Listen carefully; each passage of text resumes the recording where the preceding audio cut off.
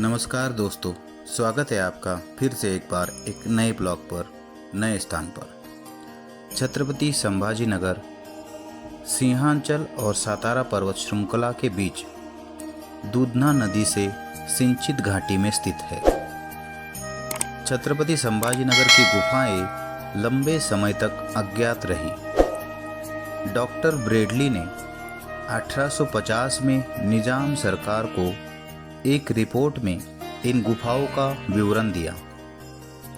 Doctor James Burgess ने volume में गुफाओं का विस्तार से वर्णन किया।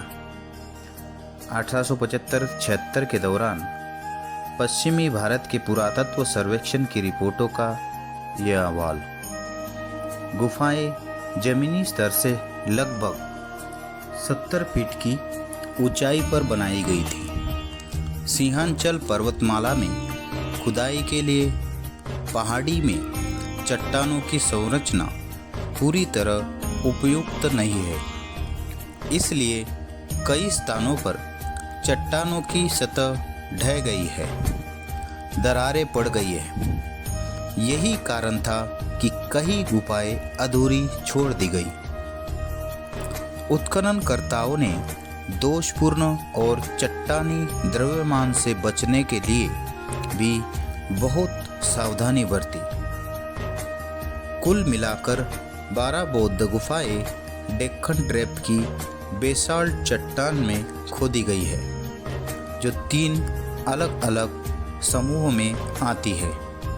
पहले समूह में गुफाएं 1 से 5 तक है, दूसरे में 6 से 9 तक, लगभग 500 मीटर दूरी पर पहले समूह के पूर्व में स्थित है, और तीसरी 10 से 12 तक, जो दूसरे समूह से 1 किलोमीटर आगे पूर्व में सादे और अधूरे कक्ष है।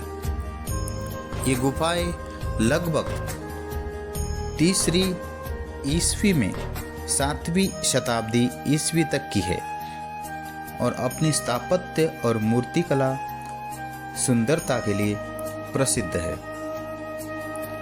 किसी भी पहचान योग्य विशेषताओं के अभाव में तीसरे समूह के लेखकों और अवधि को निर्धारित करना मुश्किल है। पहले समूह में गुफा 4 प्रारंभिक चरण यानी हीनयान चरण से संबंधित है।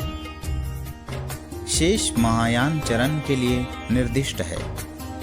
गुफा 4 एक चैत्यगृह है, जिसका अगला भाग ध्वस्त हो चुका है, और खंबे भी साक्ष्य से पता चलता है कि इसमें एक आयताकार हॉल है, जिसमें 17 स्तंभों की व्यवस्था है, जो इसे एक गुफा और पार्श्व गलियारों में विभाजित करता है। स्तंभ सादे अष्टकोणी है। उनमें से अधिकांश का अब पुनर्निर्माण किया जा चुका है। गुफा की छत पर पत्थर की पसलियों की श्रृंखला लकड़ी की नकल का संकेत देती है। स्तूप को हॉल के पीछे रखा गया है, जिसमें एक उच्च बेलनाकार ड्रम बल्बनुमा गुंबद है, जो सामान्य रेलिंग सजावट के साथ एक हार्मिका द्वारा स्थापित है, जिसके ऊपर उल्टे चरणबद्ध पिरामिड पैटर्न है। स्तूप की प्रकृति और आकार से पता चलता है कि यह चैत्यगृह 3री शताब्दी ईस्वी सन पूर्व से पहले का नहीं है। पहले गुफा समूह की शेष गुफाएं गुफा 4 की तरह किसी भी प्रारंभिक विशेषता से रहित है। गुफा 1 समूह के बीच सबसे पश्चिमी एक अधूरी गुफा है, जिसमें केवल पोर्टिको और स्तंभ समाप्त हो गए हैं। स्तंभों को गढ़ा गया है और अलंकरण अजंता के स्तंभों जैसा है।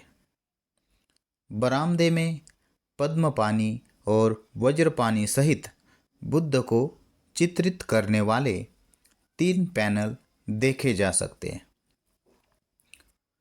यह भी देखा जा सकता है कि उपदेशात्मक मुद्रा में 7 बुद्धों की राहत है और पद्मपानी और वज्रपानी उनके बगल में है। गुफा 2 एक चौकोर मंदिर है जिसके चारों ओर प्रदक्षिणा पथ है। योजना में यह उस काल के संरचनात्मक मंदिरों जैसा दिखता है जो चट्टानों को काटकर बनाए गए उदाहरणों में असामान्य है। इसमें एक चौकोर मंदिर है, एक स्तंभ और बरामदा है। मंदिर में उपदेशात्मक मुद्रा में बैठे बुद्ध की एक विशाल छवि स्थित है जिसके प्रवेश द्वार के दोनों ओर अवलोकितेश्वर मौजूद है। वे कमल का ठंडल रखते हैं जिस पर ध्यानी बुद्ध को दर्शाया गया है। गर्भगृह, बरामदे और जुलूस पथ की दीवारों पर कम राहत में बुद्ध की कई आकृतियाँ और कुछ में वज्रपानी और पद्मपानी शामिल हैं। गुफा 2 के समान गुफा 5 भी है जिसमें परिक्रमा पथ वाला एक मंदिर भी है। इस गुफा का अग्रभाग गायब है। पहले गुफा समूह में गुफा 3 प्रमुख और सबसे बड़ी है। यह एक विशाल मठ है। इसकी योजना अजंता के मठों से मिलती जुलती है। योजना के अनुसार इसमें एक खंभों वाला बरामदा है जिसके दोनों छोर पर कोठरियाँ है। एक चौकोर खंभों वाला हॉल भी है जिसके दोनों तरफ 2 कोठरियाँ हैं। एक खंभों वाला बरामदा और एक मंदिर है। वर्गाकार हॉल के स्तंभ वर्गाकार रूप में व्यवस्थित है और उन पर फूलों और ज्यामितीय डिजाइनों से भरपूर नक्काशी की गई है। स्तंभों के ऊपर वास्तुशिल्प पर भी नक्काशी देखी गई है। एक उदाहरण में सूत सोमजातक को देखा जा सकता है। दूसरा गुफा समूह पहले समूह से लगभग 500 मीटर पूर्व में स्थित है और इसमें कई अधूरी गुफाएं हैं। चट्टान की प्रकृति और संरचना गुफा की खुदाई के लिए अनुपयुक्त होने के कारण कई गुफाओं को अधूरा छोड़ दिया गया है। गुफाओं में गुफा 7 अपनी समृद्ध मूर्तियों और विस्तृत चित्रण के लिए महत्वपूर्ण है। योजना के अनुसार इसमें एक स्तंभयुक्त बरामदा है जिसके दोनों ओर स्तंभों वाले चैपल है, जिसमें दाएं चैपल में हरिति और पंचिका है और बाएं चैपल में 6 देवी देवताओं का एक पैनल है जिसके बाईं ओर पद्मपानी और दाईं ओर बुद्ध है। एक केंद्रीय दरवाज़ा एक वर्गाकार हॉल और परिक्रमा पथ वाले एक मंदिर की ओर जाता है। केंद्रीय दरवाजे के बाईं ओर अवलोकितेश्वर का एक बड़ा मूर्तिकला का पैनल दिखाई दे जाता है जो अग्नि, डाकू, भेड़िया, जहाज के मलबे, शेर, सांप, हाथी और राक्षस के 8 महान खतरों के रक्षक की मुद्रा में है। गर्भगृह की दीवारें समृद्ध और उत्कृष्ट नक्काशीदार है जो इस गुफाओं का सबसे अच्छा नमूना है। केंद्रीय छवि उपदेशात्मक मुद्रा में बैठे हुए एक विशाल बुद्ध की है। मंदिर का प्रवेश द्वार एक मूर्तिकला पैनल द्वारा संरक्षित है जिसके केंद्र में एक देवी है, शायद तारा, जिसके दोनों ओर महिला आकृतियां है। गर्भगृह की पार्श्व दीवारों पर 2 और दिलचस्प रचनाएं हैं।